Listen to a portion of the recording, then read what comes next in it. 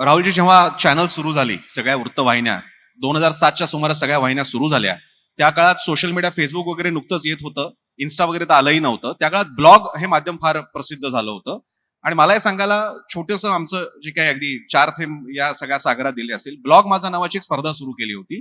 आज अनेक प्रसिद्ध ब्लॉगर किंवा जे फेसबुकवरती सुद्धा उत्तमरित्या ऍक्टिव्ह आहेत, त्यांना त्या काळात तेव्हाचा स्टार माझा, आता तो एबीपी माझा, त्याला स्थान मिळालं. ती स्पर्धा आजही सुरू आहे. हे छोटंसं काम आम्ही केलं. आम्ही एकट्याने केलं का? मुळीच नाही. सोशल मीडियावरचे अनेक मिसळपाव.com आहे किंवा असे अनेक त्यावेळेचे पेजेस आहेत ज्यांचे ऑनलाईन दिवाळी अंक निघतात. मी आणखी काही नावं चुकत मिस होत असतील माझ्याकडनं.